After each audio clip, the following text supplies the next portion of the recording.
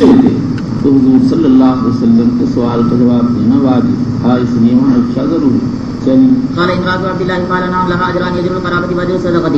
وبه قال حدثنا عثمان بن أبي شيبة قال حدثنا عبد الله بن هشام عن أبيه عن زينب بنت أم سلمة عن أم سلمة قالت قلت يا رسول الله ألي أجر أن أنفق على بني أبي سلمة إنما هم بنية؟ فقال أنفقي عليهم فلك أجر ما أنفقت عليهم. وبالإسناد المتصل بنا إلى أمير المؤمنين في حديث رسول الله صلى الله عليه وسلم أبي عبد الله محمد بن إسماعيل البخاري رضي الله عنه وأرضاه وأنزل ثوابه ووفاه وحشرنا في زمرته ونفعنا بعلومه. قال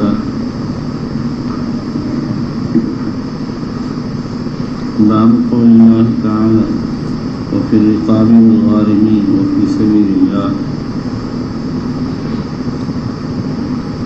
في مصارف زکوٰۃ کی رقاب کی تفسیر میں دو قول ہیں. حضرات اربع فرماتے ہیں اس کے معنی یہ کہ مکاتب کی اعانت کی جائے، کافر بدل کتابت دے کر آزاد ہو جائے. امام مالک اپنے مشہور قول میں اور امام احمد ایک روایت میں فرماتے ہیں کہ اس سے مراد یہ زکوٰۃ کے مال سے غلام خرید کر آزاد کیے جائیں. والغارمین مقروض لوگ، حنفیہ کہتے ہیں ایسا مقروض جو مالک نصاب نہیں ہے تو زکوٰۃ دے سکتے ہیں. یہی مالکیہ کی مسلک. شافعیہ کہتے ہیں اگر دیت کے لیے قرض دیا تو غنا و فقر ہر حال میں زکوٰۃ دی جا سکتی ہے، اور اصلاح ذات البین کے لیے لیا ہے یا اپنی ضرورت کے لیے فقر کی حالت میں تو زکوٰۃ دی جا سکتی ہے.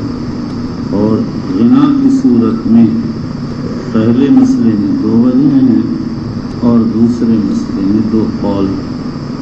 حنابلہ فرماتے ہیں دیت کے لیے اگر قرض دیا ہے تو ہر حال میں زکوٰۃ دے سکتا غنی ہو یا فقیر، اور باقی اگر اصلاح ذات البین کے لیے دیا یا اپنی ضرورت کی وجہ سے دیا تو مال فقر زکوٰۃ لے سکتا.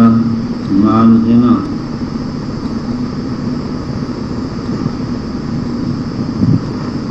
لینے کی اجازت نہیں ہے. یہ تھوڑا ضرور ہوا. اور اگر اصلاح ذات البین کے لیے لیا تو ہر حال میں لے سکتا، غنا ہو یا فقر. اپنی ضرورت کے لیے اگر لیا تو فقر کی حالت میں لے سکتا، غنا کی صورت میں نہیں لے سکتا. وفی سبیل اللہ، فی سبیل اللہ کی تفسیر میں اختلاف ہے. مشہور یہ ہے کہ اس سے مراد مجاہدین، پھر اس کے بعد اکثر علماء تو فرماتے ہیں مجاہد کو ہر حال میں زکوٰۃ لینا جائے، غنی ہو یا فقیر. امام ابو حنیفہ اور امام ابو یوسف فرماتے ہیں کہ فقر کی شرط کے ساتھ لے سکتا. امام احمد اسحاق ایک روایت میں فرماتے ہیں کہ حج بھی فی سبیل اللہ میں داخل. یہی امام محمد کا مسلک. اکثر حضرات کہتے ہیں حاجی کو زکوٰۃ دینا مطلقاً جائز، غنی ہو یا فقیر. امام محمد فرماتے ہیں اگر فقیر ہو تو زکوٰۃ لے سکتا. اور بعض علماء کہتے ہیں کہ اس میں طلبۃ العلم داخل ہیں. صاحب بدائع کہتے ہیں کہ تمام قربات داخل ہیں. مجھ کو یاد پڑتا ہے ابن عمر رضی اللہ تعالیٰ عنہ سے اسی طرح منقول ہے. علامہ انور شاہ کشمیری کہتے ہیں امام بخاری کے نزدیک بھی فی سبیل اللہ مفہوم تمام سبل خیر کو عام ہے. آگے وابن السبیل، ابن سبیل کے لیے حنفیہ کے نزدیک مطلقاً زکوٰۃ جائز ہے، فقر شرط نہیں۔ وَيُذْكَرُ عَنْ ابن عباس يُنْفِقُ مِنْ زَكَاةِ مَالِهِ وَيُعْطِي فِيهِ۔ ابن عباس کہتے ہیں اپنے مال کی زکوٰۃ سے غلام آزاد کر دے، حاجی کی اعانت کر دے۔ وقال الحسن مشترى أباه من الزکاة جائز۔ حسن بصری کہتے ہیں اگر کوئی زکوٰۃ کے مال سے اپنے باپ کو خرید کر آزاد کرے تو یہ جائز، لیکن اس مسئلے میں حسن منفرد نہیں۔ باقی علماء ارشاد فرماتے ہیں کہ زکوٰۃ سے خرید کر باپ کو آزاد کرنا جائز نہیں ہے، اس لیے کہ اس صورت میں زکوٰۃ تو حق المسلمین ہے اور آزاد کرنے پر اس کا ولا عام مسلمین کو حاصل نہیں ہوگا۔ وَيُعْطِي فِي الْمُجَاهِدِينَ وَالَّذِي لَمْ يَحُجِّ، اور مجاہدین کو زکوٰۃ دے جو حج میں نہ گیا اس کو دے۔ ثم تلا إنما الصدقات للفقراء، علی الاطلاق سارے فقیر، مساکین، ابن سبیل اور فی سبیل اللہ کے لیے مباح۔ فی ایہا اعطیت اجز، ان اصناف ثمانیہ میں سے زکوٰۃ جس صنف میں خرچ کر دی جائے جائے۔ ائمہ ثلاثہ کہتے ہیں اجزاء اصناف ثمانیہ میں سے ہر ایک کو پہنچانا ضروری ہے، زکوٰۃ کا مستحق تک پہنچ جانا کافی۔ امام شافعی فرماتے ہیں اصناف ثمانیہ کو پہنچانا ضروری ہے۔ غالباً اس کا منشا یہ ہے کہ امام شافعی ان کو مستحقین، حقدار سمجھتے ہیں، اس لیے صاحب حق تک حق پہنچنا ضروری ہے، اور باقی ان کو مصارف مانتے ہیں۔ لہذا اگر زکوٰۃ کسی بھی مصرف میں پہنچ جائے اور صحیح پہنچی تو زکوٰۃ دینے والا کا بھی ذمہ ہو جائے گا۔ بسم الله الرحمن الرحيم وبالاسناد المتصل منا الى امير المؤمنين في حديث رسول الله صلى الله عليه وسلم ابي عبد الله البخاري رضي الله تعالى عنه قال وقال النبي صلى الله عليه وسلم ان خالدا احتبس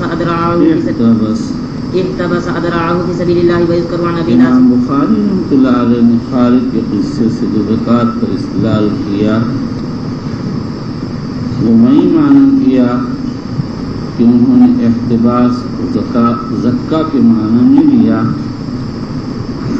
اور یا وہ یہ سمجھتے ہیں کہ وقف اور زکوٰۃ دونوں کا درجہ ایک ہے، لہذا جب سامان جہاد کو جہاد کے لیے وقف کرنا جائے تو مجاہدین کو دینا بھی جائے۔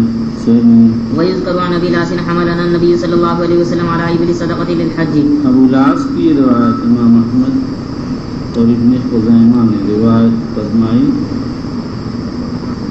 اس کی سند میں ابن اسحاق ہے، انہوں نے مسند احمد کی بعض روایات میں تحدیث کی تصریح کی۔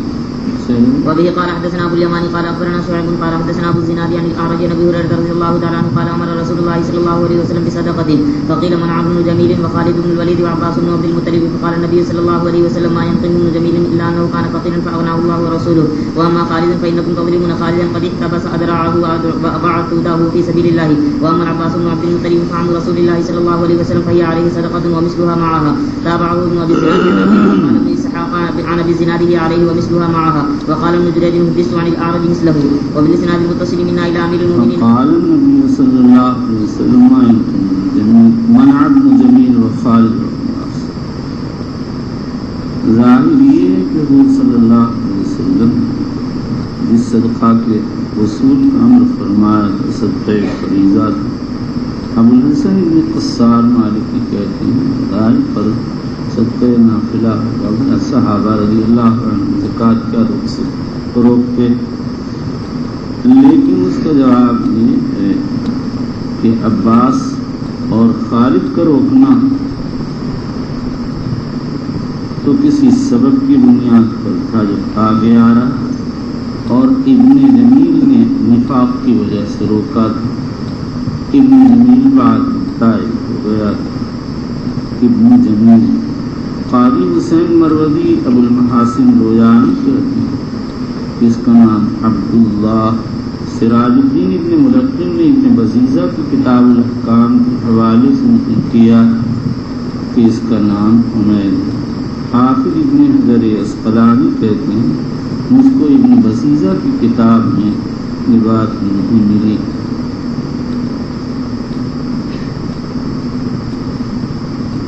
فرماتے ہیں محمد عباس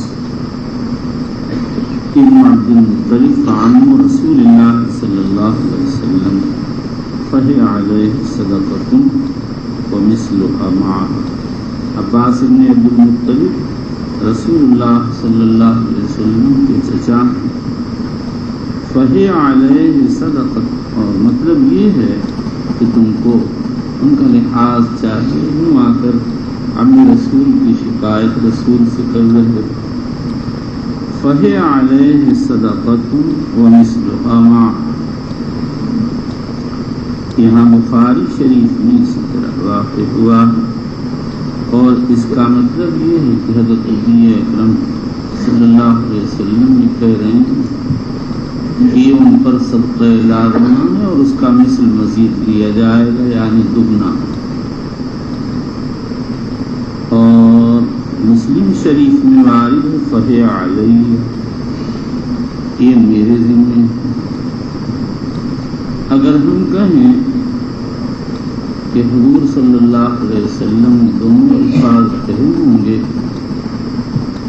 پہلے تو فرمایا ہوگا اے علیہ صدقۃ اے لازمۃ، اور پھر فرمایا ہوگا اے علیہ میں ادا کروں گا، تو اس کہنے کی ظاہری طور پر گنجائش نکل سکتی، لیکن ظاہر یہ ہے کہ روات کی تعبیر اور ان کا اپنا اختلاف،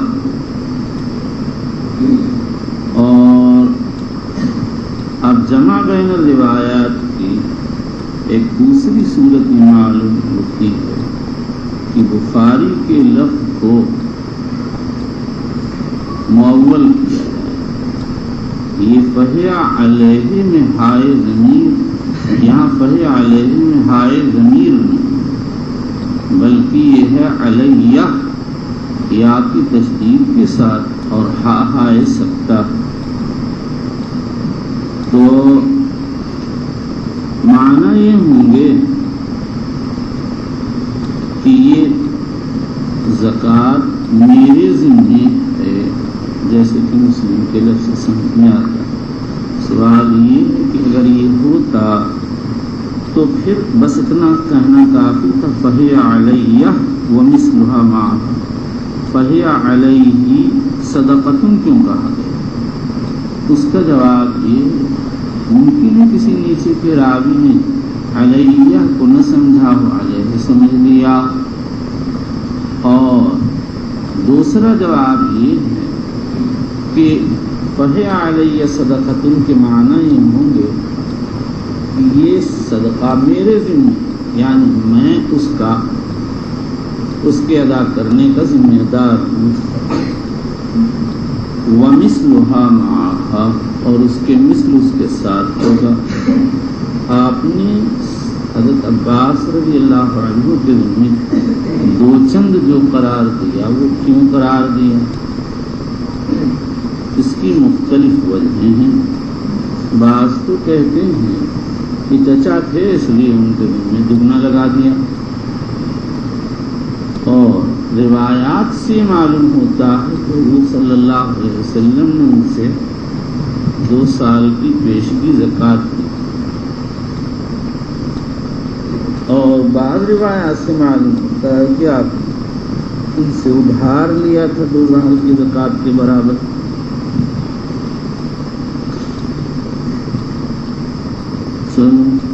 وبالاسناد المتصل من الى امير المؤمنين في حديث رسول الله صلى الله عليه وسلم في عبد الله البخاري رضي الله تعالى عنه قال باب الاستعفاف عن المسألة۔ استعفاف ماخوذ ہے عفت سے، جس کے معنی نزاہت، تحفظ، استعفاف، اپنے آپ کو بچانا سوال سے۔ امام بخاری رحمۃ اللہ علیہ کا مقصد یہ ہے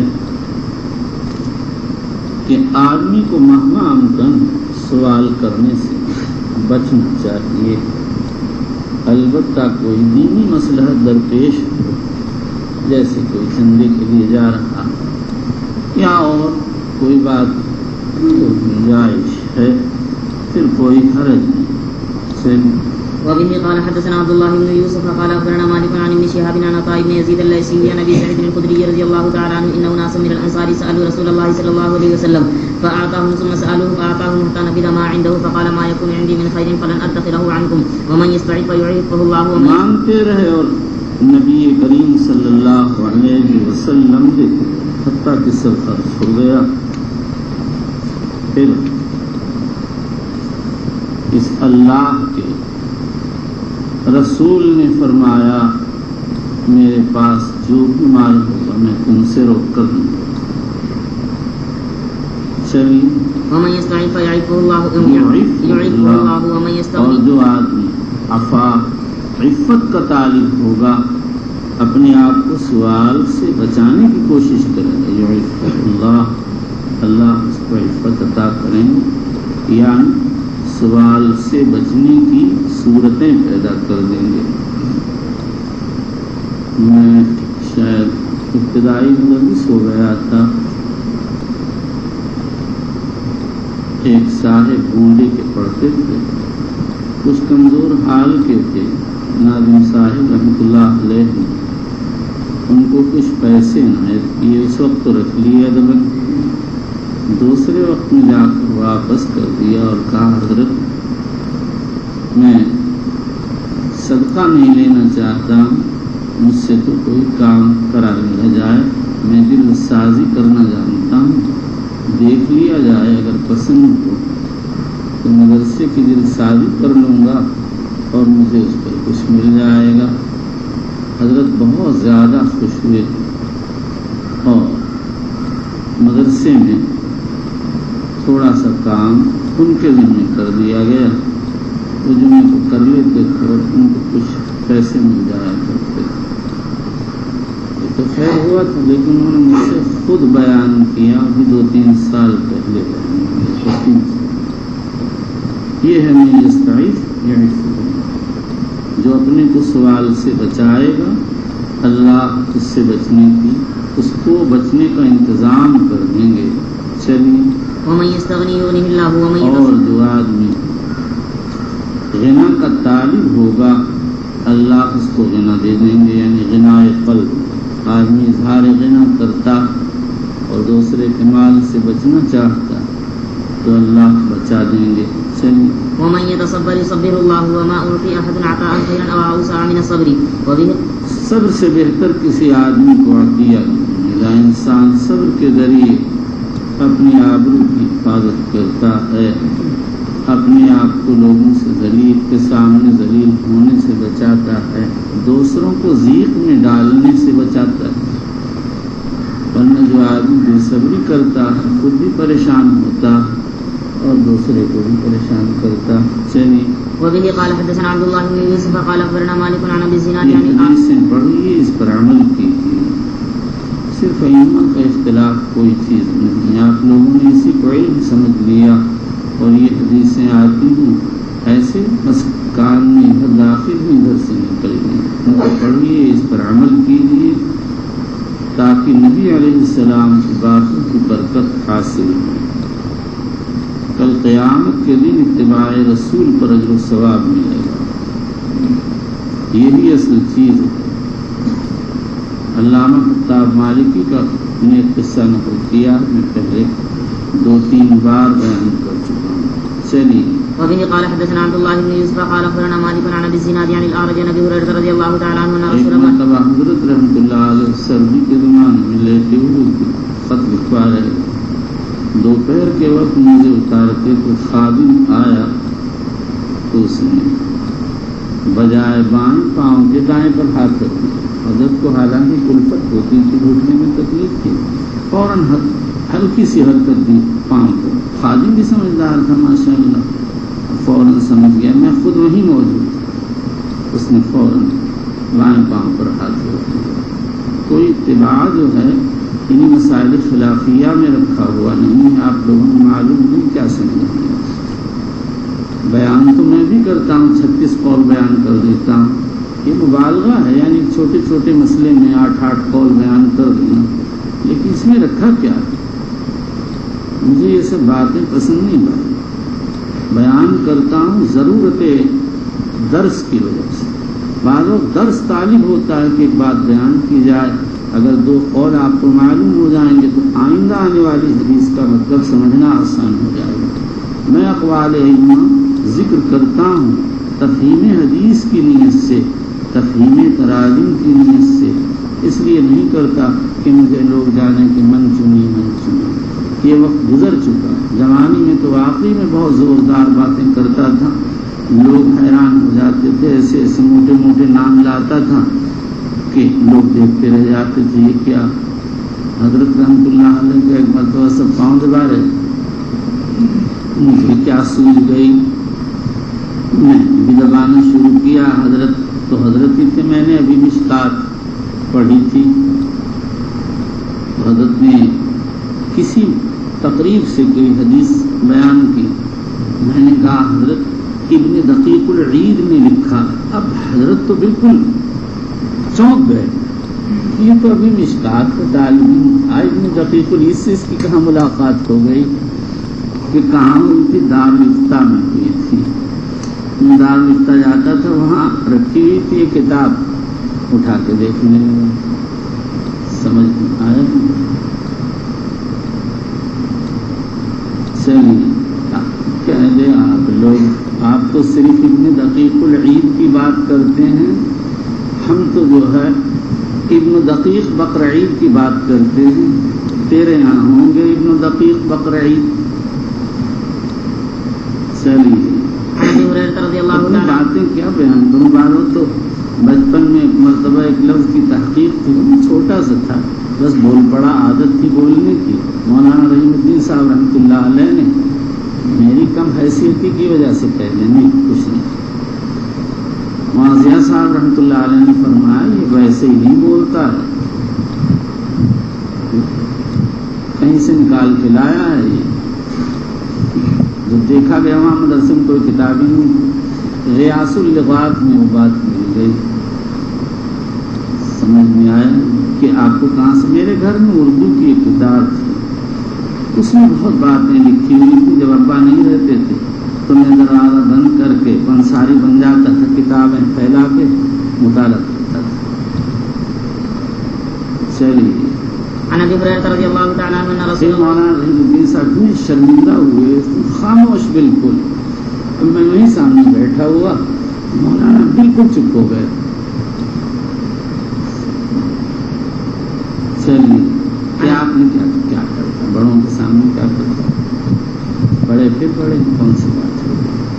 چلیے عن ابي هريره رضي الله تعالى عنه ان رسول الله صلى الله عليه وسلم قال والذي نفسي بيده لان ياخذ احدكم حبله فيهتطب على ظهره خير له من ان ياتي رجلا فيساله اعطاه. دیکھیے کیا فرماتے ہیں، آدمی رسی لے جائے، لکڑی توڑ کے لائے بیچے، یہ بہتر اس سے کہ کسی سے سوال کرے.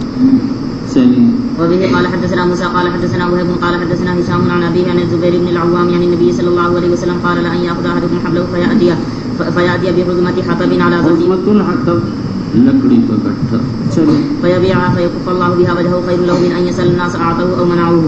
وبه قال حدثنا عبدان قال اخبرنا عبد الله قال اخبرنا يونس عن الزهري عن عروة بن الزبير وسعيد بن المسيب ان حكيم بن حزام قال سالت رسول الله صلى الله عليه وسلم فاعطاني ثم سالته فاعطاني ثم سالته فاعطاني ثم قال يا حكيم ان هذا المال خجرة حلوة فمن اخذه بسخاوة نفس بورك له فيه ومن اخذه بشراب نفس من اخذ بسخاوة نفس بورك له. اگر کوئی سخاوت نفس سے لے گا تو برکت ہوگی. سخاوت کبھی موتی کی ہوتی ہے، کبھی آخذ کی. اگر یہاں موتی کی سخاوت مراد ہے اور یہی ظاہر ہے تو مطلب یہ ہے اگر دینے والا دل کی خوشی سے عطا کرے، دل کھلا ہوا تو برکت ہوگی. اور کبھی سخاوت نفس سے آخر مراد ہوتی ہے. اگر یہ مراد ہو تو معنی یہ ہے کہ اس کو دیا جائے، انشراح قلب سے لے لے اگر مل جائے، اور اگر نہ ملے تو اس کو کوئی اعتراض نہیں. ومن اخذہ باشراف النفس لم یبارک لہ، اور اگر کوئی اشراف سے لیتا ہے برکت نہیں ہوتی. اشراف کی تفسیر آئندہ آئے گی جہاں ترجمے میں مصنف نے اشراف کو ذکر کیا. وكان كالذي يأكل ولا يشبع واليد العليا خير من اليد السفلى قال حكيم فقلت يا رسول الله والذي بعثك بالحق لا أرزق أحدا بعدك شيئا حتى لا أرزق لا أنقص، میں کسی کا مال کم نہیں کروں گا سوال کے ذریعے. چلیے حتى أفارق الدنيا. فكان أبو بكر يدعو حكيما إلى العطاء فيابى أن يقبله منه، ثم إن عمر دعاه ليعطيه فأبى أن يقبل منه شيئا. فقال عمر إني أشهدكم يا معشر المسلمين على حكيم أني أعرض عليه حقه من هذا الفيء فيابى أن يأخذه، فلم يرزق حكيم أحدا من الناس بعد رسول الله صلى الله عليه وسلم حتى توفي. حضرت حکیم کا حق تھا بیت المال کے مال، لیکن وہ یہ سوچتے تھے کہ ہو سکتا ہے آج لے لوں اور کل طبیعت مزید کی طالب ہو جائے اور پھر سوال کی طرف طبیعت لوٹ آئے. اس لیے احتیاطاً انہوں نے اس کے بعد کبھی سوال ہی نہیں کیا، بلکہ اگر بیت المال کا مال دیا گیا تو اس کو بھی نہیں دیا. چلیے. وبالاسناد المتصل منا الى امير المؤمنين في حديث رسول الله صلى الله عليه وسلم في عبد الله البخاري رضي الله تعالى عنه قال باب من اعطاه الله شيئا من غير مسألة ولا اشراف نفس. من اعطاه الله شيئا من غير مسألة ولا اشراف نفس. امام بخاری نے پہلے یہ بتایا انسان کو سوال سے بچنا چاہیے. اب امام بخاری رضی اللہ تعالیٰ عنہ کہتے ہیں اگر سوال اشراف کے آ جائے تو پھر لے لینا چاہیے. سوال کے معنی ہے مانگنا اور اشراف کے معنی ہے جھانکنا. اور اشراف یہ ہے کہ انسان کے دل میں خیال لگا انتظار نہ ملنے پر ناگواری، اور اگر یوں خیال آیا گزر گیا تو اس کا نام خطرہ ہے. یہ اشراف نہیں. تو حقیقتاً اشراف دل کا سوال، دل مانگ رہا ہے، چاہ رہا ہے کوئی لا کے دے جائے. اس کے بعد یہ سمجھ اگر کسی شخص کو کوئی چیز بغیر سوال اشراف کے ہدیہ دی جائے تو اس کا حکم کیا؟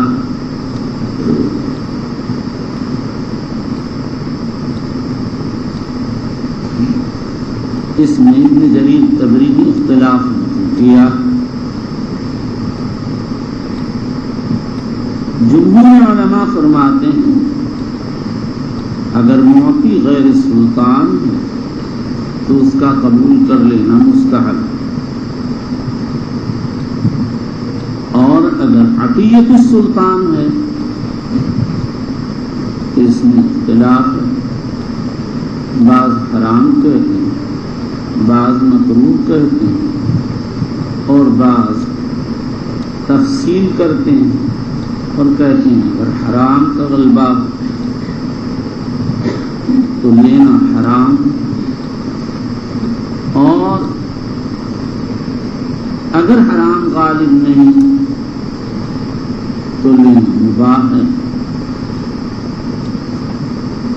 علامہ ابن حزم ظاہری کہتے ہیں ہدیہ کا لینا واجب ہے، سلطان دے یا غیر سلطان. اور بعض علماء فرماتے ہیں عطیت السلطان مستحب ہے، مندوب ہے، اور غیر سلطان کا عطیہ لینا مندوب. امام ابراہیم نخعی، امام ابو حنیفہ، امام محمد، امام شافعی فرماتے ہیں عطیت السلطان قبول کرنا جائز ہے، الا یہ کہ متعین طور پر یہ معلوم ہو کہ حرام مال.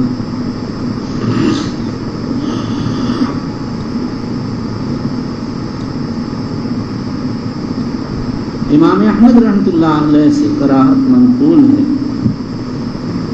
ائمہ حنابلہ علامہ موفق وغیرہ فرماتے ہیں کہ امام احمد رحمۃ اللہ علیہ ورع و تقویٰ کے طور پر منع کرتے تھے اور لینے پر نکیر کرتے تھے، ورنہ امام اباحت کے قائل تھے اور فرماتے تھے اس بیت المال کے مال میں ہر مسلمان کا حق ہے اور یہ مال لینا صدقہ لینے سے بہتر ہے. یہ بات لکھ کے دینا. چلیے. وفي أموالهم حق للسائل والمحروم. وفي أموالهم حق للسائل والمحروم. ان کے اموال میں سائل و محروم کا حق ہے. محروم جو سوال نہیں کرتا. آیت شریفہ نے اموال میں حق واجب قرار دیا، حق ثابت کیا. اس سے معلوم ہو گیا کہ لینے والا لے سکتا، دینے والا دے سکتا. دینے والے کی جب مدح کی گئی ہے تو اس سے معلوم ہو اس کا عطیہ مقبول اور لینے والے پر کوئی ملامت. وبه قال حدثنا يحيى بن بكير قال حدثنا الليث عن يونس عن الزهري عن سالم ان عبد الله بن عمر قال سمعت عمر يقول كان رسول الله صلى الله عليه وسلم يعطيني العطاء فاقول اعطيه من هو اكبر مني. حضور صلی اللہ علیہ وسلم مجھ کو بعض وقت کوئی چیز دیتے میں کہتا یا رسول اللہ مجھ سے زیادہ محتاج کو دے دیجیے. یہ دینا عمالہ کے طور پر ہم مسلم کی ایک روایت میں تصریح ہے. اسی لیے امام طحاوی فرماتے ہیں کہ اس حدیث کا تعلق صدقات سے نہیں ہے، یہ تو ان اموال سے تعلق رکھتی ہے جس کو امام لوگوں میں اس لیے تقسیم کرتا ہے کہ لوگوں کو اس میں حق فقر کی وجہ سے نہیں دیتا. فقال خذه اذا جاءك من هذا المال شيء وانت غير مسرف ولا سائل فخذه وما لا فلا تطيعه نفسك. وبالاسناد المتصل منا الى امير المؤمنين في حديث رسول الله صلى الله عليه وسلم وعبد الله البخاري رضي الله تعالى عنه قال باب من سأل الناس تكسرا. من سأل الناس تكسرا، جو آدمی تکسر کے لیے سوال کرتا ہے وہ مضمون. یہ ہے ترجمہ ایک حدیث کا لفظ ہے جو مسلم میں وارد ہوا. من سأل الناس تکسرا فکأنما يسأل جمرا، جو لوگوں سے تکسر کے لیے سوال کرتا وہ گویا انگارے مانگتا ہے. اس سے سوال کرنے کی سخت مذمت معلوم ہوتی ہے. اس کے بعد یہ سمجھیے کہ امام بخاری رضی اللہ تعالیٰ عنہ نے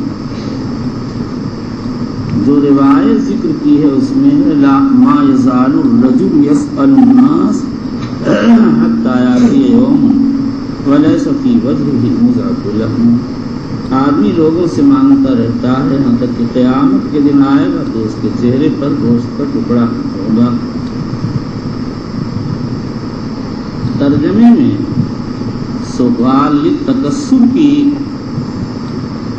مذمت اور روایت میں تقسیم سوال کی، اور دونوں میں کھلا ہوا فرق ہے.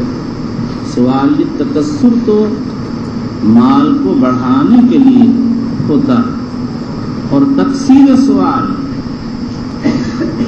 میں یہ ضروری نہیں ہے کہ مال بڑھانا مقصود ہے.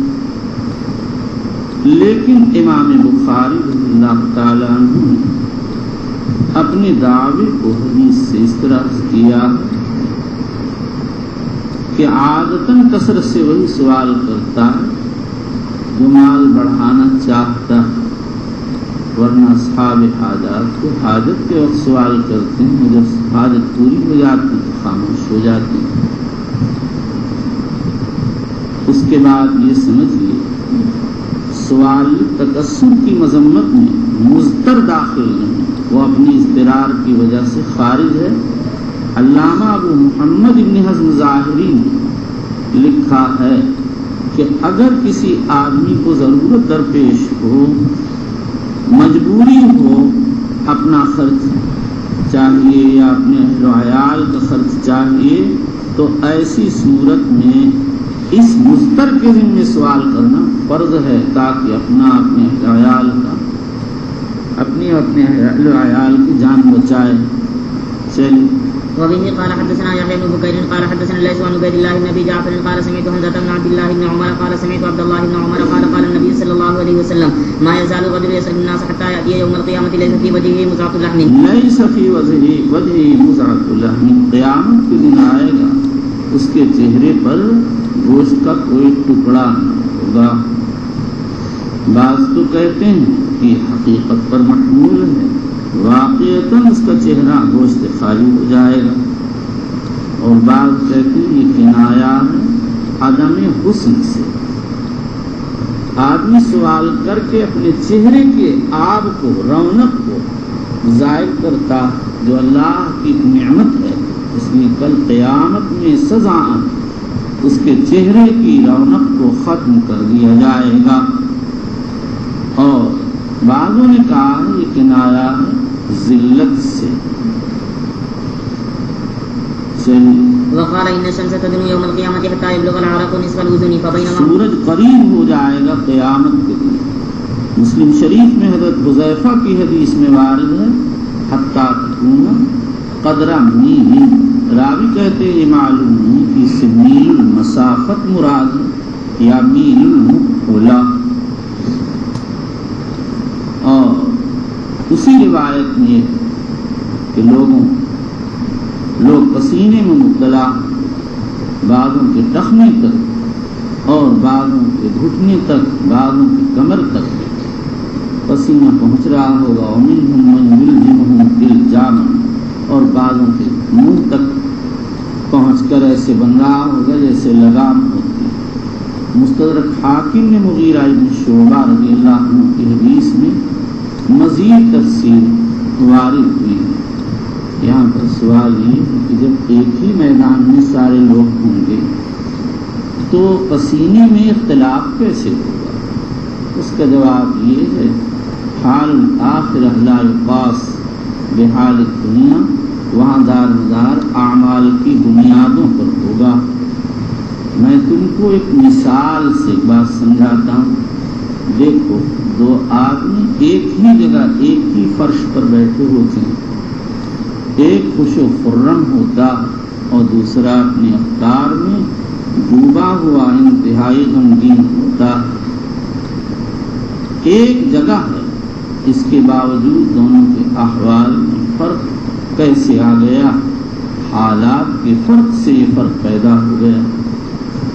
ایسے ہی کل قیامت کے دن اعمال کے فرق سے فرق پیدا ہو جائے گا. سب ایک میدان میں ہوں گے لیکن کسی کا حال کچھ ہوگا، کسی کا حال کچھ. چلیے. حتى يبلغ العرق نصف الأذن فبينما هم كذلك استغاثوا بآدم ثم بموسى ثم بمحمد صلى الله عليه وسلم. وزاد عبد الله قال حدثني ليس قال حدثني ابن أبي جعفر فيشفع ليقضى بين الخلق فيمشي حتى يأخذ بحلقة الباب فيومئذ يبعث. زاد عبد الله بن صالح كاتب الليث، ان کی روایت بزار و طبرانی معجم اوسط میں تخریج کی ہے. چلیے. حتى يأخذ بحلقة الباب فيومئذ يبعثه الله مقاما محمودا حضور صلی اللہ علیہ وسلم اس وقت باب جنت کا حلقہ پکڑیں گے. يحمده أهل الجميع كلهم. وقال معلا حدثنا مقام محمود سے مراد شفاعت عظمیٰ ہے، چونکہ یہ کام بڑا اہم ہے اور اس کو آپ ہی انجام دیں گے، اس لیے ساری خلقت آپ کی حمد کرے گی، اس لیے اس مقام کو مقام محمود کہا گیا. وقال معلا حدثنا ابو بن عن النعمان بن راشد عن عبد الله بن مسلم اخي الزهري عن حمزة بن عبد الله انه سمع ابن عمر رضي الله عنهما عن النبي صلى الله عليه وسلم في المسألة. یعنی معلا وغیرہ کی روایت میں مزت الحمل کا مضمون وارد ہوا. وبالاسناد المتصل منا الى امير المؤمنين في حديث رسول الله صلى الله عليه وسلم ابي عبد الله البخاري رضي الله تعالى عنه قال باب قول الله تعالى لا يسألون الناس الحافا وكم الغنى. لا يسألون الناس الحافا وكم الغنى. حضرت امام بخاری رضی اللہ تعالیٰ عنہ نے جب باب گزشتہ میں بتا دیا کہ تکسب کے لیے سوال کرنا ممنوع ہے تو اس ترجمہ الباب سے بتاتے ہیں الحاف کے ساتھ سوال کرنا مکروہ ہے. الحاق کے ساتھ سوال یہ ہے کہ آدمی اصرار کرے. الحاق یہ ہے کہ سائل مسئول کو چمٹ جائے، بے مانگے بے لیے نہ ہٹے. امام بخاری رضی اللہ تعالیٰ عنہ نے یہاں پر الحاق کی تشریح کی، وضاحت کی، یہ بتایا کہ شریعت کی نگاہ میں الحاق کیا ہے. شریعت کی نگاہ میں الحاق یہ ہے کہ غنا کے ہوتے ہوئے سوال کیا جائے، آدمی کے پاس موجود ہو اس کے باوجود سوال کرے، یہ ہے الحاق. دیکھو پہلی حدیث میں آ رہا وَلَكِنَّ الْمِسْكِينَ الَّذِي لَيْسَ لَهُ غِنًى وَيَسْتَحْيِي أَوْ لَا يَسْأَلُ النَّاسَ إِلْحَافًا. حقیقی مسکین وہ ہے جس کے پاس بقدر کفایت نہیں اور وہ شرماتا اپنے حال کے اظہار سے. یا فرمایا لَيْسَ لَهُ غِنًى وَلَا يَسْأَلُ النَّاسَ إِلْحَافًا، اور لوگوں سے الحاف کے ساتھ سوال نہیں کرتا. اس سے صاف یہ معلوم ہوتا ہے کہ غنا کے ہوتے ہوئے سوال الحاف ہے، اور اگر غنا نہیں ہے اور کوئی سوال کرتا ہے تو یہ الحاف نہیں. اب چونکہ روایت ترجمے میں غنا کا لفظ آ گیا تھا اور روایت میں اس لیے ضرورت پیش آئی کہ یہ وضاحت کی جائے کہ غنا کسے کہتے ہیں، آدمی غنی کب سمجھا جاتا ہے. اس کو سمجھنے کے لیے یہ سمجھیے کہ حنفیہ فرماتے ہیں غنا کی 3 قسمیں. نمبر 1 غنائے مانع عن السوال، وہ غنا جو سوال سے مانع ہوتا. غنائے مانع عن السوال یہ انسان کے پاس صبح و شام کا کھانا ہو. حضرت سہل بن حنظلیہ رضی اللہ عنہ کہتے ہیں من سال وعنده ما یغنی فانما یستکثر من النار. قالوا یا رسول اللہ وما یغنی قال قدر ما یغدی ویعشی. رواہ ابو داؤد. انسان کے پاس اتنا ہو جس میں وہ صبح کو کھا لے اور شام. یہ ہے غنائے مانع عن السوال. اس کے ہوتے ہوئے انسان کو سوال کرنے کی گنجائش نہیں ہوتی. قاضی باغی کہتے ہیں جو مالکی المسلک ہیں ملک و اوقیہ، ایک اوقیہ کا مالک،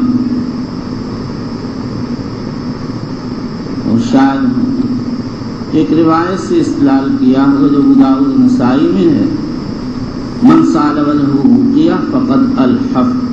اور الحاف کی مذمت ہے تو اس سے معلوم ہو گیا کہ ایک اوقیہ مانے سوال. نمبر 3 علامہ موفق ابن قدامہ فرماتے ہیں کہ غنائے مانع سوال قوام عیش، سداد عیش، اتنا انسان کے پاس ہو جس سے اس کی حاجت پوری ہو جائے. نمبر 2 غنائے مانع عن اخذ الزکات، زکات لینے سے مانع غنا. حنفیہ کہتے ہیں کہ زکات لینے سے مانع مقدار نصاب ہے.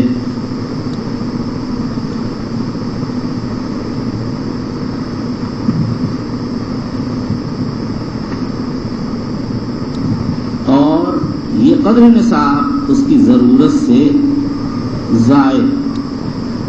مالک نے تو صرف مقدار نصاب کو قرار دیا، حنفیہ نے حاجت اصلیہ سے زائد ہونے کی قید لگا دی.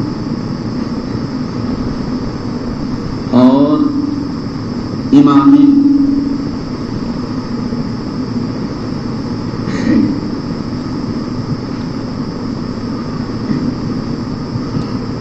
شافعی فرماتے ہیں کہ غنائے مانع نقض زکوٰۃ قدر کفایت کا ہونا ہے. یہی امام مالک رحمۃ اللہ علیہ کا مذہب اور امام احمد کا ایک قول ہے. امام احمد کا مشہور قول یہ کہ غنائے مانع اخذ الزکوٰۃ یہ ہے کہ انسان کے پاس 50 درہم ہو یا اس کی قیمت کا سونا. یہ تو ہے نقدین کے اندر، اور اس کے علاوہ میں قدر کفایت کا اعتبار ہے. پھر اس کے بعد کفایت سے کیا مراد، اس میں دو قول ہیں. بعض شافعیہ کہتے ہیں قدر کفایت کے معنی یہ ہیں 1 سال کے لیے کافی. اس سے مراد کفایت العمر الغالب، لینے والے کی عادتاً جتنی عمر ہو سکتی ہے اس عمر بھر کے لیے اگر اس کو کچھ دے تو لینا جائے. اور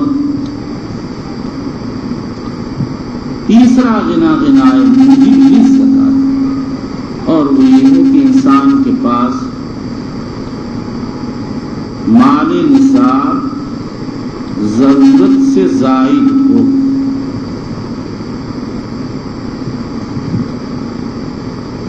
پھر اس کے بعد شافعیہ حنابلہ وغیرہ کہتے ہیں آدمی صاحب نصاب ہو کر بھی زکوٰۃ لے سکتا، اس لیے کہ بعض وہ صاحب نصاب ہوتا ہے لیکن اس کی ضرورت کے لیے مال کافی نہیں ہوتا. اگر ایسی حالت ہو تو صاحب نصاب ہوتے ہوئے زکوٰۃ لے سکتا. حنفیہ کے ہاں گنجائش نہیں، انہوں نے بہت تحدید کر دی.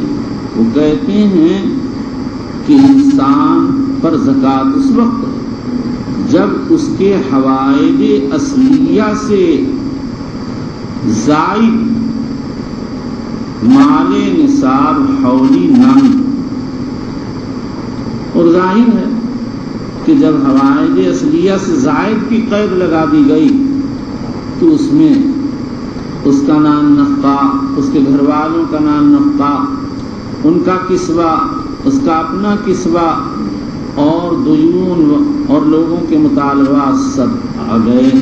خلاصہ یہ نکلا نہ وہ کسی کا مقروض ہو اور نہ ہی اس کی اپنی ضرورتیں رکی ہوئی ہوں، نہ گھر والوں کی ضرورتیں رکی ہوئی ہوں. سب سے فارغ ہونے کے بعد اس کے پاس مال نصاب نامی حولی ہو تو اس پر زکوٰۃ واجب ہوگی.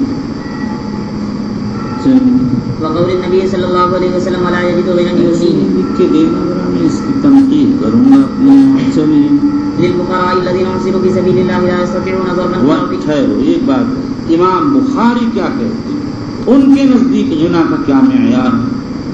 حافظ ابن حجر عسقلانی نے کوئی بات بہت صاف نہیں کہی، کہیں کچھ کہہ دیتے ہیں کہیں کچھ، لیکن انہوں نے ایک جگہ یہ لکھا ہے کہ امام بخاری کے ظاہر تصرف سے معلوم ہوتا کہ ان کے نزدیک غنا کا مقدار 1 وقیہ ہے، اس لیے کہ انہوں نے آیت لا یسألون الناس الحافہ ذکر کی ہے، اور الحاف کی تفسیر حدیث میں ہے من سال ولہ وقیۃ فقد الحف. رواہ احمد و ابو داؤد والنسائی عن ابی سعید الخدری رضی اللہ تعالی عنہ.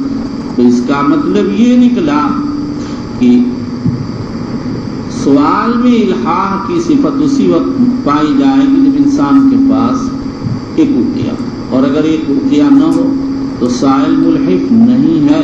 معلوم ہوتا ہے کہ یہی 1 وقیہ ایسا غنا ہے جس کی وجہ سے انسان مستغنی سمجھا جاتا ہے، اور اس کے ہوتے ہوئے سوال کرنا الحاح و الحاف کہلاتا ہے. ہمارے نزدیک امام بخاری رضی اللہ تعالیٰ عنہ نے 40 اوقیہ کا مسئلہ چھیڑا ہی نہیں ہے، انہوں نے تو آیت کو لیا اور پھر اپنی شرط کی روایات کو پیش کیا. ان کی روایات کو دیکھ کر معلوم ہوتا ہے کہ غنا نام ہے قدر کفایت کا. روایت میں لیس لہ غنا، اس کے پاس غنا نہیں. غنا کیا ہے؟ جو انسان کو مستغنی کر دے، دوسری طرف متوجہ ہونے کی ضرورت ہی نہ پیش ہے. آئندہ بخاری شریف میں حدیث آ رہی ہے، اس میں ہے لا یجد غنی یغنی ہے، اس کے پاس اتنا مال نہیں جو اس کو مستغنی کر دے، جو اس کی ضرورتوں کے لیے کافی ہو جائے. معلوم ہوا کہ امام بخاری مسئلہ غنا میں حضرات ائمہ ثلاثہ کے ہم خیال ہیں، جن کہتے ہیں غنا نام ہے قدر کفایت کا. للفقراء الذين انفقوا في سبيل الله لا يستطيعون ضربا في الارض يحسبهم الجاهل اغنياء من التعفف الى قوله فان الله به عليم. وبه قال حدثنا حجاج بن منهار قال حدثنا شعبة قال اخبرني محمد بن زياد قال سمعت ابا هريرة رضي الله تعالى عنه عن النبي صلى الله عليه وسلم قال ليس المسكين الذي ترده الأكلة والأكلتان ولكن المسكين الذي ليس له غنى ويستحيي او لا يسأل الناس الحافا. وبه قال حدثنا يعقوب بن ابراهيم قال حدثنا اسماعيل بن علية قال حدثنا خالد بن الحذاء عن ابي اشوع عن شعبي قال حدثني كاتب المغيرة بن شعبة قال كتب معاوية الى المغيرة بن شعبة ان اكتب الي بشيء سمعته من النبي صلى الله عليه وسلم فكتب اليه سمعت رسول الله صلى الله عليه وسلم يقول ان الله كره لكم ثلاثا قيل وقال اذاعة المال وكثرة السؤال. وبه قال ان الله كره لكم ثلاثا قيل وقال واذاعة المال السؤال قيل وقال. بعض تو کہتے ہیں کہ یہ دونوں فعل معروف مجهول ہیں، اور بعض کہتے ہیں مصدر ہیں، یعنی بے ضرورت بات. واذاعة المال، اور مال کی اذاعت. مال کی اذاعت یہ ہے کہ انسان مال کو اپنی حیثیت سے زیادہ بے محل خرچ کرے، خواہ معصیت میں ہو یا معصیت کا محل نہ ہو، ویسے ہی خام خواہ کی زیبائش وارائش ہو. وکثرت السؤال، اور کثرت سے سوال کرنا. کثرت سوال سے مراد کیا؟ امام بخاری رضی اللہ تعالیٰ عنہ کے ترجمے سے معلوم ہوتا ہے اس سے سوال اموال مراد ہے. کثرت السؤال، کثرت سے مانگنا. یہ کثرت سے مانگنا مکروہ ہے. اسی نقطے کے لیے حدیث یہاں پر لے آئے. اور کثرت سے سوال وہی مکروہ ہے جبکہ انسان بے ضرورت سوال کرے. نمبر بعض کہتے ہیں اس سے بے ضرورت مسائل کے متعلق سوال کرنا، خام خواہ الجھی ہوئی باتیں لائے اور آدمی سوال. نمبر 3 بعض کہتے ہیں تینوں معنی، دونوں معنی مراد ہیں. امام بخاری بھی بظاہر تعمیمی کے قائل، انہوں نے یہی مسئلہ یہاں بھی ذکر کیا اور یہی روایت یہاں بھی ذکر کی ہے جس کا تعلق سوال اموال سے. امام بخاری نے یہ روایت ترجمہ مذکورہ میں ذکر کی ہے جس کا تعلق سوال اموال سے ہے، اور اسی روایت کو انہوں نے کتاب الاعتصام میں ذکر فرمایا ہے. وہاں کثرت مسائل سے مراد بے فائدہ مسئلے مسائل. چلیے.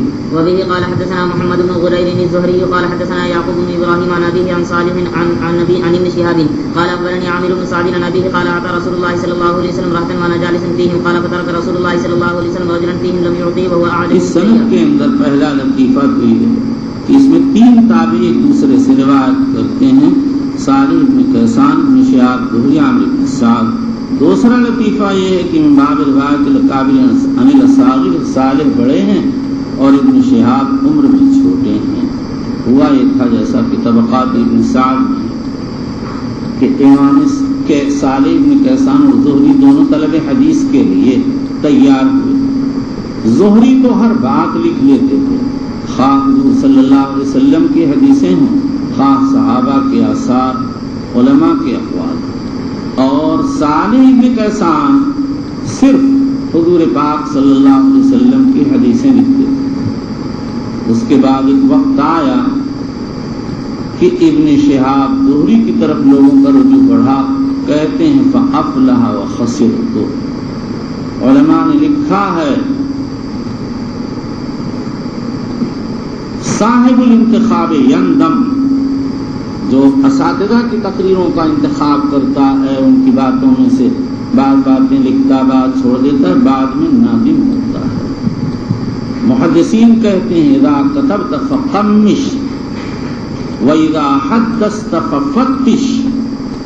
جب لکھنے کا نمبر آئے تو جو سامنے آئے لکھتے چلے جاؤ، لیکن جب تمہارے بیان کا نمبر آئے تو تفتیش کرو، جو معتبر ہو اس کو بیان کرو، جو غیر معتبر ہو اس کو چھوڑ دو.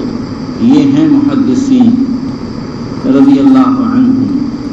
تیسرا لطیفہ یہ ہے کہ سند کے سارے روات زہری ہیں، بنو زہرہ سے تعلق رکھتے ہیں، جو نبی اکرم صلی اللہ علیہ وسلم کے اخوال کا خاندان ہے.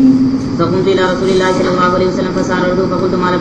یہ روایت تم کتاب الایمان میں پڑھ چکے، وہاں اس کے ضروری امور کو بیان کیا جا چکا. چلیے فقلت ما لك عن فلان والله اني لو راه مؤمنا. مالک ہے عرست عن فلان. چلیے والله اني لو راه مؤمنا قال او مسلما قال فسكت قليلا ثم غلبني ما اعلم فيه فقلت يا رسول الله ما لك عن فلان والله اني لو راه مؤمنا قال او مسلما قال فسكت قليلا ثم غلبني ما اعلم فيه فقلت يا رسول الله ما لك عن فلان والله اني لو راه مؤمنا قال او مسلما 3 مرات قال اني لو اعطي الرجل وغيره احب الي منه. مطلب یہ ہے کہ دینا محبوبیت کی علامت نہیں. بعض وقت کسی کو نہیں دیتا وہ زیادہ محبوب ہوتا، اور کسی کو دیتا ہوں اس میں وہ بات نہیں ہوتی. چلیے خشیت ان يكب في النار على وجهه. اس لیے دیتا ہوں کہ کہیں جہنم میں جا پڑے.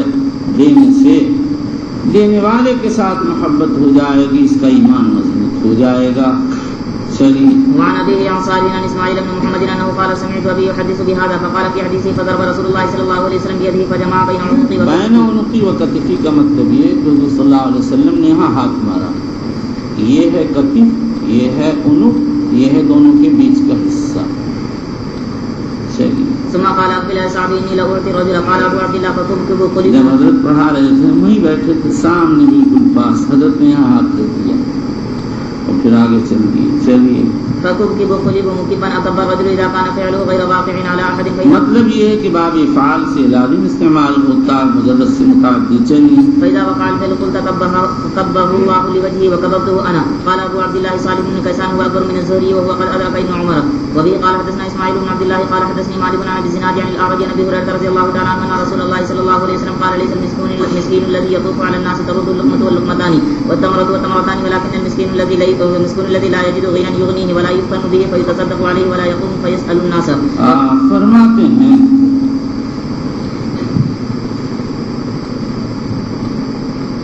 پہلے صاحب کی روایت آئی، اس کی ترجمے کے ساتھ مناسبت یہ ہے کہ حضرت نبی اکرم صلی اللہ تعالی علیہ وسلم نے ایک شخص کو نہیں دیا تو صاحب نے بار بار اس کے بارے میں سوال کیا.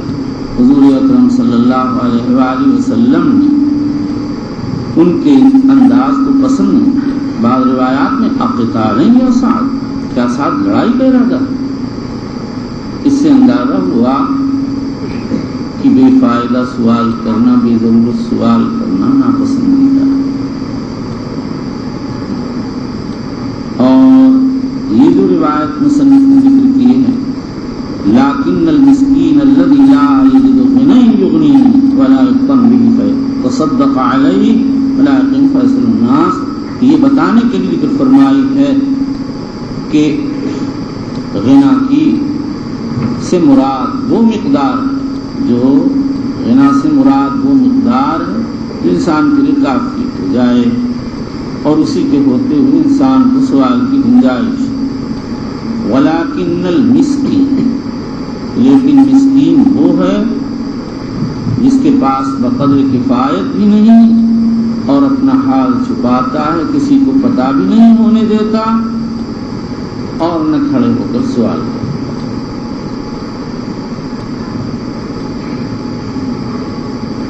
اس سے بعض علماء نے استدلال کیا کہ الفقیر و اسوأ حالا من المسکین، کیونکہ معلوم مسکین کے پاس کچھ ہوتا ہے. یہ مسئلہ مختلف کیا. امام شافعی و احمد فرماتے ہیں الفقیر و اسوأ حالا من المسکین، کسی کو تحاوی نے اختیار کیا. اور امام مالک و ابو حنیفہ کہتے ہیں المسکین و اسوأ حالا من الفقیر، صاحب ہدایہ فرماتے ہیں لکل وجہ، ہر قول کی کوئی نہ کوئی وجہ ہے، اور بعض کہتے ہیں دونوں مساوی ہیں، یہ مالکیہ کا ایک قول ہے، اور بعض کہتے ہیں فقیر وہ ہے جو مانگے نہیں، اور مسکین وہ ہے، فقیر وہ ہے جو سوال کرتا، مسکین وہ ہے جو سوال نہیں کرتا۔ پھر وبه قال حدثنا عمر بن حفص بن غياث قال حدثنا ابي قال حدثنا الاعمش قال حدثنا ابو صالح عن ابي هريره رضي الله تعالى عنه عن النبي صلى الله عليه وسلم قال لا ان ياخذ احدكم حبله ثم يغدو احسبه قال الى الجبل فيهتطب فيبيع فياكل ويتصدق خير له من ان يسال الناس۔ اس سے معلوم ہوا بلا آدمی اگر اپنی ضرورت محنت مزدوری کر کے پوری کر سکتا ہے تو اس کے بعد ہوتے ہوئے سوال کرنا ناپسندیدہ ہے۔ وبالاسناد المتصل من الى امير المؤمنين في حديث رسول الله صلى الله عليه وسلم ابي عبد الله البخاري رضي الله تعالى عنه قال باب فرس التمر، باب فرس التمر، فرس خا کی فتحہ اور را کے سکون کے ساتھ مصدر ہے، اس کے معنی ہے حرس، یعنی تخمینہ لگانا۔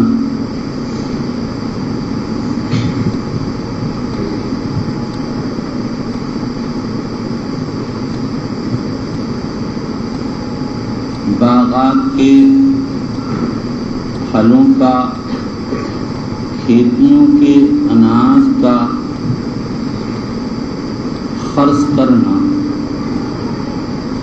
مختلف فیہ رہ چکا۔ امام ابو حنیفہ اور شعبی انکار کرتے تھے اور شعبی کہتے تھے خرچ بدعت، لیکن جمہور علماء خرچ کے قائل اور ان احادیث سے استدلال کرتے ہیں جس کو بخاری، مسلم اور اصحاب سنن نے روایت کیا۔ جو لوگ خرچ کے قائل نہیں ہیں وہ ان روایتوں کے 4 یا 5 جوابات دیتے ہیں۔ پہلا جواب تو یہ دیا گیا کہ خرچ منسوخ ہے مزابنہ سے۔ ابو عبید القاسم بن سلام فرماتے ہیں باب مزابنہ کا تعلق بیع سے اور خرچ کا تعلق زکوٰۃ سے، زکوٰۃ کا باب اور ہے، بیع کا باب اور۔ بعضوں نے کہا ہے کہ یہ منسوخ ہے تحریم ربا و قمار سے۔ ابو عبید القاسم بن سلام کہتے ہیں جس ذات گرامی نے ربا اور قمار کی تحریم کی ہے اسی نے خرچ کو مسموم قرار دیا،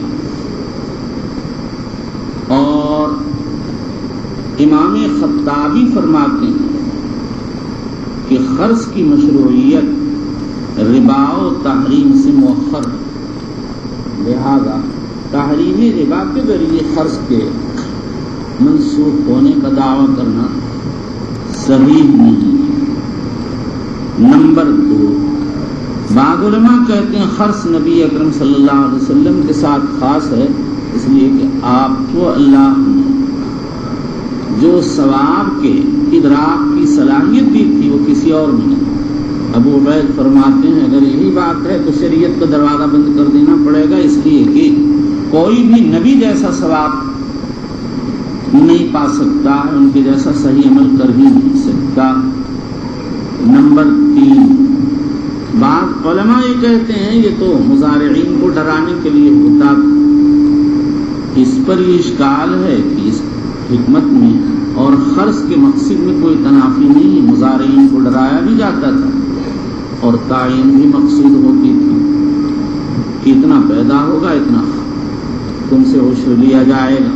نمبر 4، حضرت گنگوہی رحمۃ اللہ علیہ فرماتے ہیں کہ خرچ عریہ اور عشر و خراج میں جائز، یعنی حنفیہ سے جو خرچ کی ممانعت منقول ہے اس کا تعلق بیع سے ہے، اور جہاں پر خرچ کا ثبوت ہے اس کا تعلق عرایا اور عشر اور خراج سے ہے، وہاں حنفیہ خرچ کو منع نہیں کرتے ہیں. اور حضرت شیخ الہند رحمۃ اللہ علیہ نے بھی اسی طرح کا جواب دیا ہے کہ عشر میں خرچ جائز ہے. ایک پانچواں جواب بعض علماء نے یہ دیا ہے کہ خرچ کا تعلق غیر مسلمین سے ہے، لیکن یہ جواب کمزور ہے. اس کے بعد پھر جو لوگ خرچ کے قائل ہیں ان کی اکثریت تو کہتی ہے کہ خرچ مستحب ہے، اور شافعیہ کا ایک قول یہ ہے کہ واجب ہے. پھر اس کے بعد آگے اختلاف ہے کہ کس چیز کا خرچ کیا جائے گا. قاضی شرح کہتے ہیں بس نخیل کا، اور جمہور علماء فرماتے ہیں نخیل و اعناب. امام بخاری کی رائے یہ ہے کل ما یوکل رطبا و جافا. اس کے بعد یہ سمجھیے اس خرچ کا فائدہ بیت المال کو بھی ہوتا ہے اور اصحاب اموال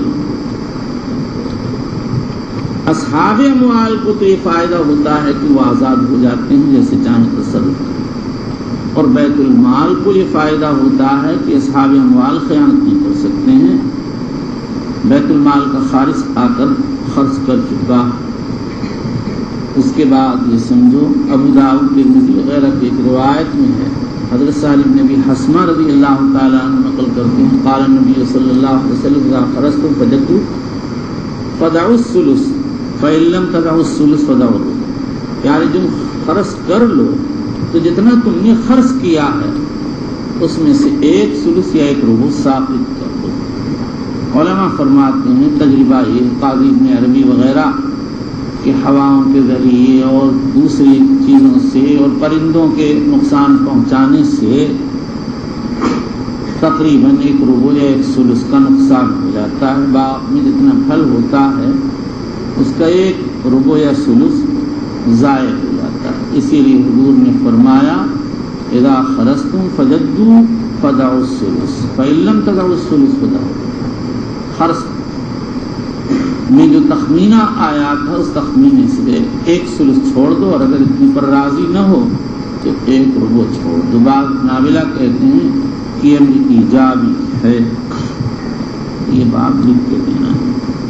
چلو وبه قال حدثنا سهل بن بكار قال حدثنا وهب عن عبد الله سهل بن بکار.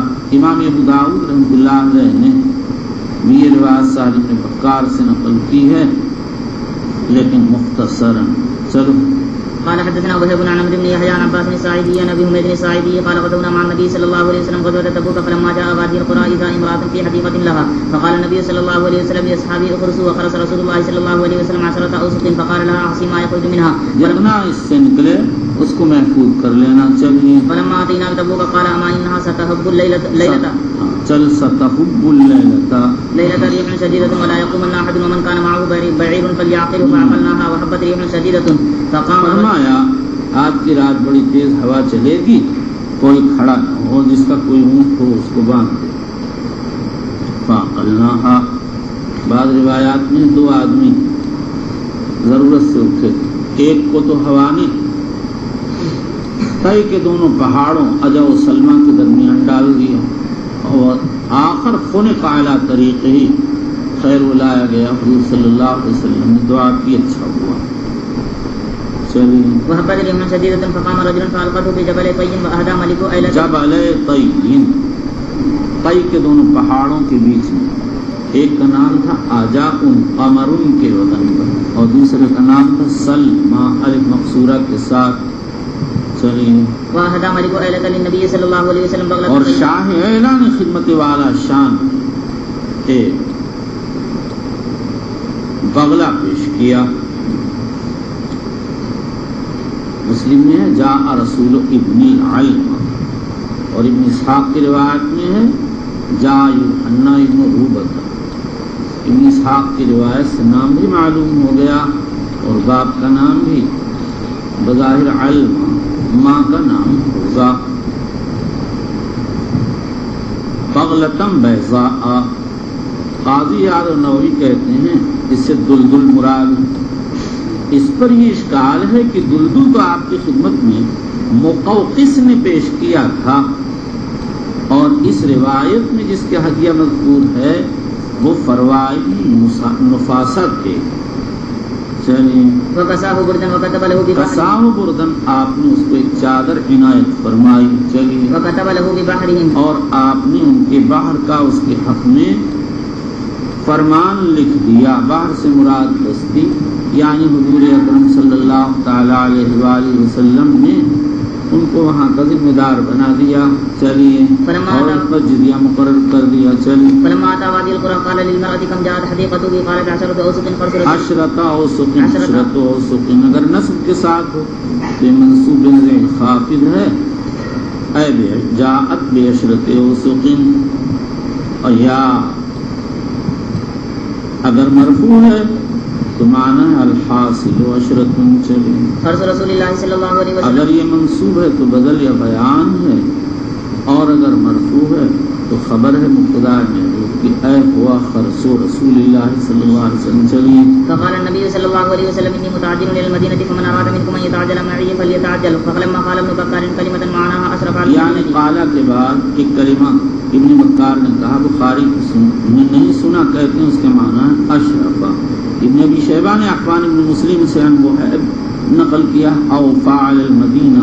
چلیے قال هذه طابة فلما رأى وفدا قال هذا جبل يحبنا ونحبه ألا أخبركم بخير دور الأنصار قالوا بلى قال دور بني النجار ثم دور بني عبد الأشهل ثم دور بني ساعدة أو دور بني الحارث بن الخزرج وفي كل دور الأنصار يعني خيرا. قال أبو عبد الله كل بستان قال ابو عبداللہ. اسی طرح سے بعض نسخوں میں واقع ہوا ہے مراد بخاری ہے، اور بعض نسخوں میں قال ابو عبید.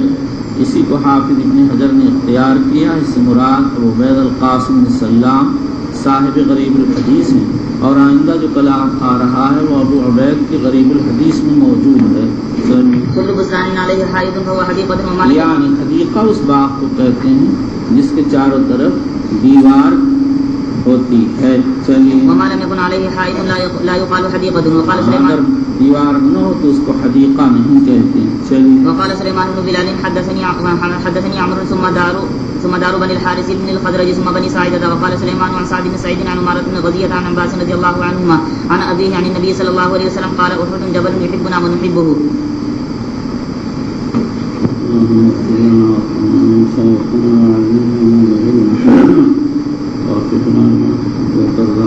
قول والعمل وذم الفواحش والمعاصي والخطايا والزلل. اللهم آسرنا واغفرنا واصلح لنا شأننا كله لا إله إلا أنت. أما بعد، وبالإسناد المتصل منا إلى في حديث رسول الله صلى الله عليه وسلم قال عبد الله بن إسماعيل البخاري رضي الله عنه وأرضاه وأجزل ثوابه ووفاه وحشرنا في زمرته ونفعنا بعلمه. قال باب العشرة ما يسقى من ماء السماء والماء الجاري. فرماتے ہیں جس کو آسمان کا پانی سیراب کرتا یا ماء جاری سے سیراب اس میں عشر واجب ہے.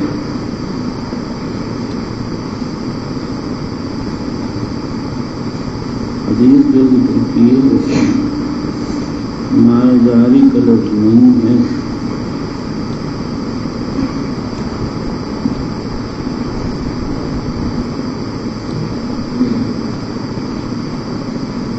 لیکن ابو داؤد اسی حدیث میں ماء العیون کا لفظ آیا. شاید بخاری نے اس کی طرف اشارہ کیا یا استدلالی طور پر ثابت کیا جیسے آسمان کے پانی سے سیراب ہونے کی صورت میں کاشتکار کو کوئی مشقت نہیں ہے، ایسے ہی ماء جاری سے بھی سینچنے پر کوئی مشقت نہیں ہوتی. امام بخاری رضی اللہ عنہ یہ بتانا چاہتے ہیں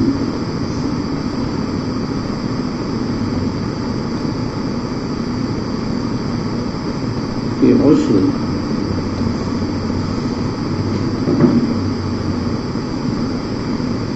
واجب اس وقت ہوگا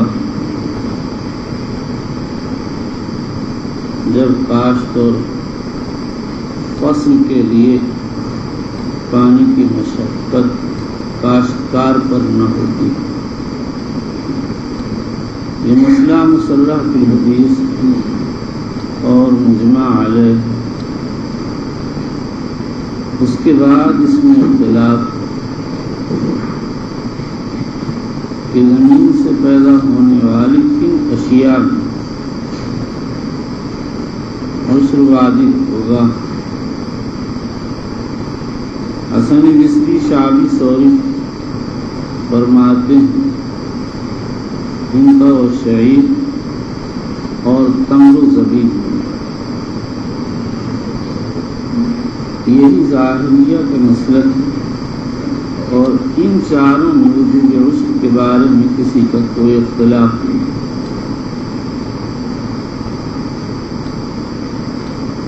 اس کے بعد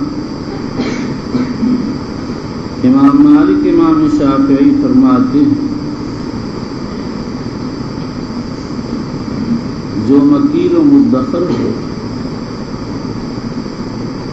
اور حالت اختیار میں قوت یعنی غذا کے لیے استعمال ہو اس میں واجب. امام احمد فرماتے ہیں مشہور قول میں جس میں ادخار اور تیل کی صفت پائی جاتی ہے اس میں عشر واجب ہے. ثمار ہو یا حبوب، قوت ہو یا نہ ہو.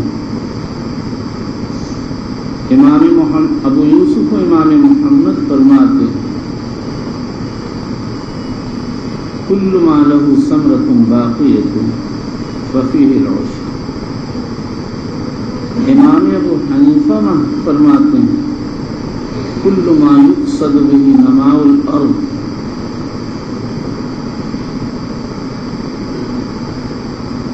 یجب فیہ العشر الا الحطب والقصب والحشیش. داؤد ظاہری فرماتے ہیں فی کل ما ينبت الارض یجب العشر. زمین سے جو چیز بھی برآمد اس میں عشر واجب.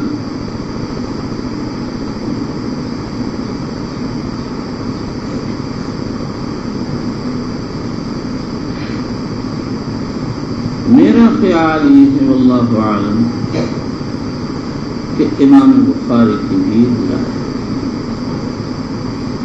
اس لیے کہ انہوں نے العشر فیما یسقى من ماء السماء والماء الجاری فرمایا، کسی چیز کا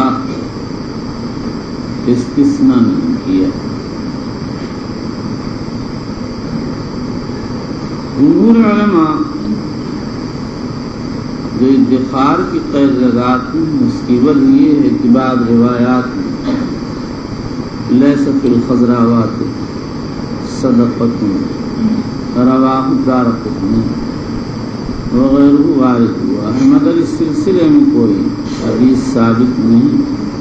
البتہ تعدد طرق کی وجہ سے جمہور نے اس سے استدلال کیا ہے.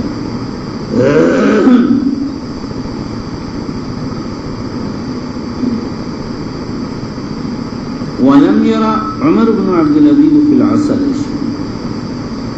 عمر بن عبد العزیز کے نزدیک عسل میں کوئی چیز واجب نہیں. یہی امام مالک امام شافعی اور اکثر علماء کا مسلک. امام ابو حنیفہ ابو یوسف اور امام محمد کہتے ہیں اصل میں عشر واجب.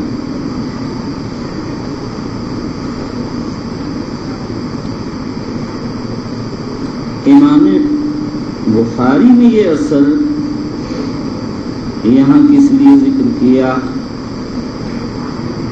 اصل تو مائع جاری سے سیراب نہیں کی جاتی.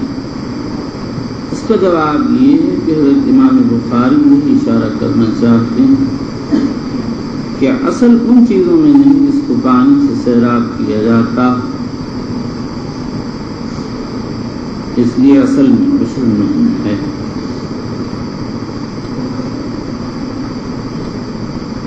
وجوب عشر فی الاصل کے باب میں کئی روایتیں ابو داؤد ترمذی وغیرہ میں وارد ہیں، لیکن کوئی ایک بھی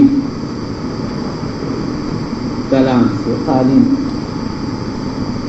علامہ ابن قیم کی رائے یہ ہے کہ اگر ان کے طرق متعددہ کو جمع کیا جائے تو اس میں قوت پیدا ہو جاتی ہے. بہرحال بخاری ترمذی منذر وغیرہ کہتے ہیں لا يسقط فی الاصل شیء. حنفیہ حنابلہ کہہ سکتے ہیں وہ ان کے افراد الگ الگ ثابت نہیں، لیکن اس سے مجموعے کا عدم ثبوت لازم نہیں آتا.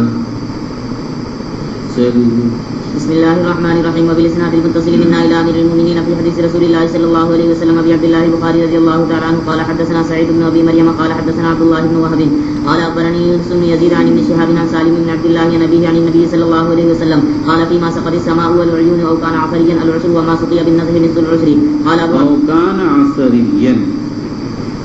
عصری وہ زمین وہ درخت کہلاتا ہے جو اپنی جڑ سے پانی کو جذب کر لیتا، اور بعض کہتے ہیں وہ جگہ کہلاتی ہے جہاں بارش کا پانی بہہ کر جاتا. بہرحال عصری کی تفسیر میں مختلف اقوال ہیں. راجح یہی ہے کہ عصری وہ درختان کہلاتی ہیں ان کے سیراب کرنے کے لیے پانی پہنچانے کی ضرورت نہیں ہوتی، یا تو نشیب میں واقع ہوتے ہیں یا ادھر سے بارش کا پانی گزرتا ہے، یا آس پاس نالیاں ہوتی ہیں جو بھی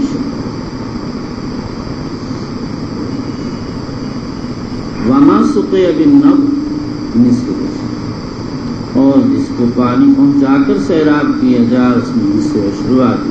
یہ قاعدہ شریعت کا. جب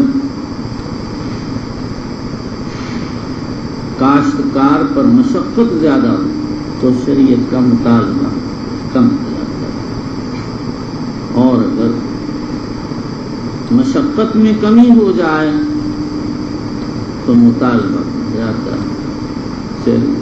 قال ابو عبد الله هذا تفسير الاول لانه لم يوقف في الاول يعني حديث ابن عمر فيما سقط السماء والعشر، وبين في هذا ووقت والزياده مقبوله، والمفسر يقضي على المبهم اذا رواه اهل السبت كما روى الفضل بن عباس ان النبي صلى الله عليه وسلم لم يصلي في الكعبه وقال بلال فصلى فاخذ بقول بلال وترك قول الفضل.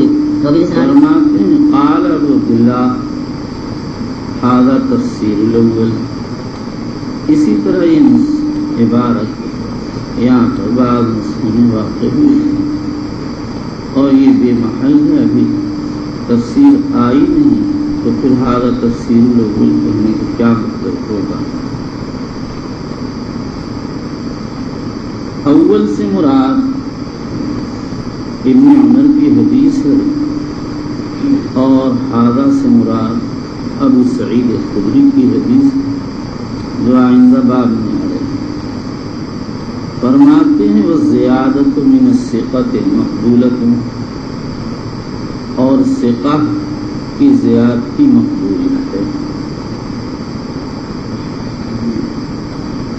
اکثر علماء امام بخاری، امام مسلم، امام ابن حبان وغیرہ فرماتے ہیں ثقات کی زیادتی مقبول ہے، اور امام ابن صلاح نووی وغیرہ نے بات جگہ جگہ لکھی.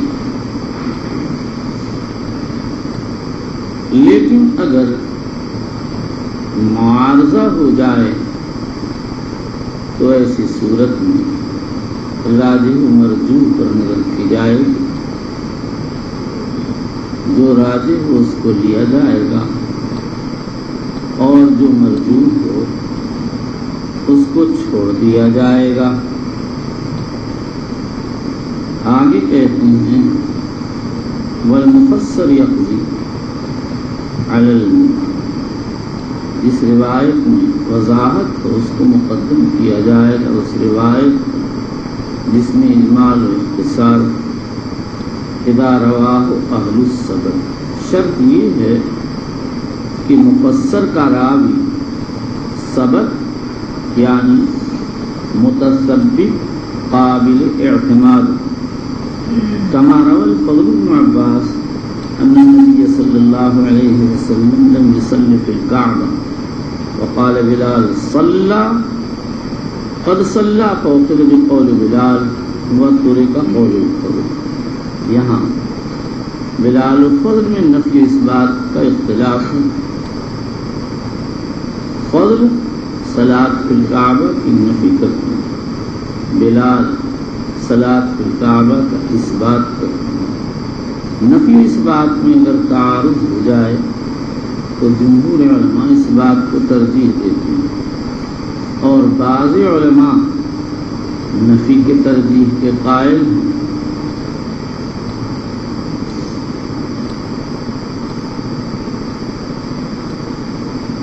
اور بعض تفصیل کرتے ہیں اور کہتے ہیں جیسے حالات و قرائن ہوں گے اس کے اعتبار سے عمل کیا جائے گا۔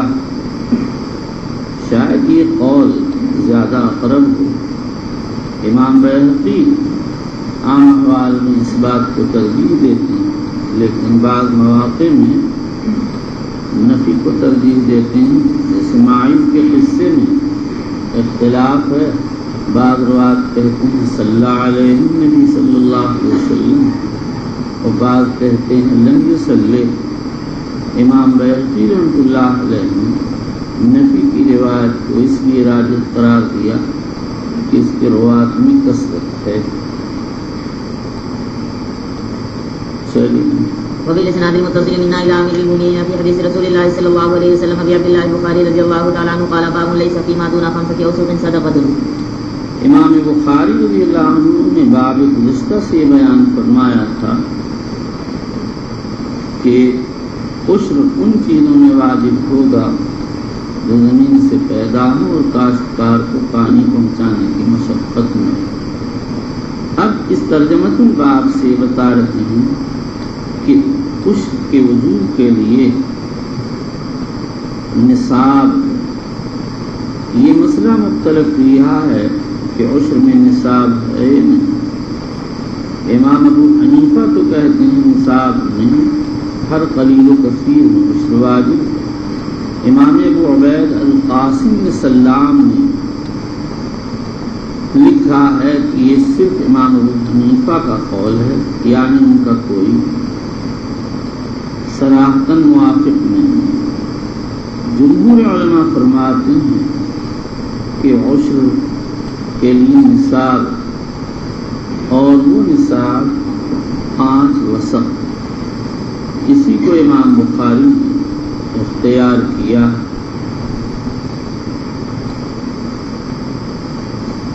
پھر جو اشیاء موصوفہ ہیں ان میں نصاب 5 اوساق، اور جو اشیاء غیر موصوفہ ہیں اس میں اختلاف۔ مالکیہ کہتے ہیں کہ وہاں بھی 5 ہی وسق کا اعتبار ہوگا۔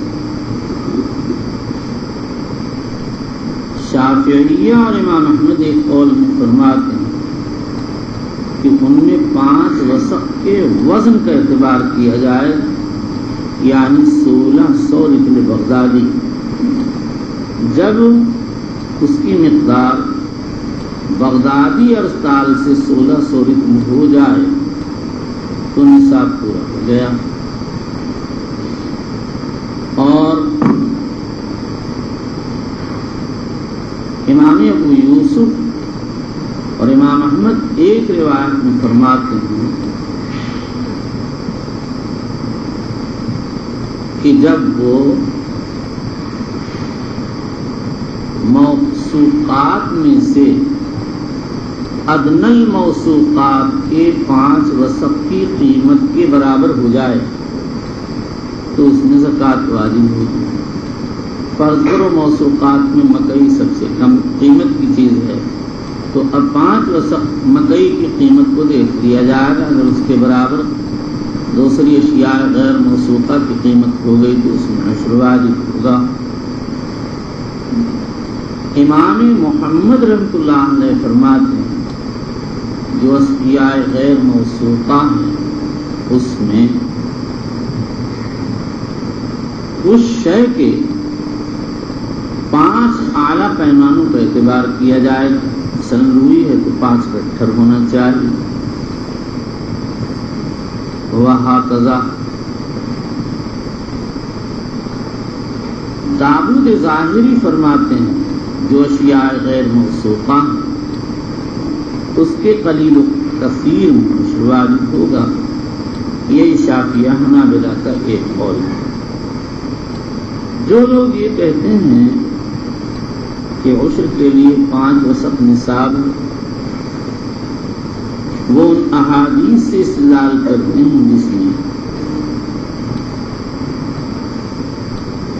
لیس فیما اقل من 5 وسق صدقۃ یا اس طرح الگ آیا۔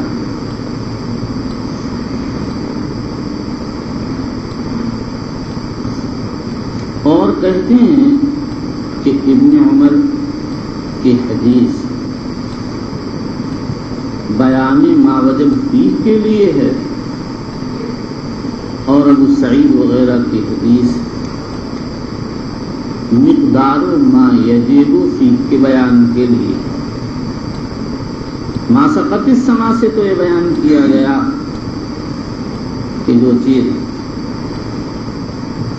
سیکھنے کی محتاج نہ ہو اس میں عشر، اور لیس فیما دون 5 وسق صدقۃ سے بیان کیا گیا کہ عشر واجب اس وقت ہوگا جب اس کی مقدار 5 وسق ہو جائے۔ اور یہ بات اس طرح بھی ابھی معلوم ہوتی ہے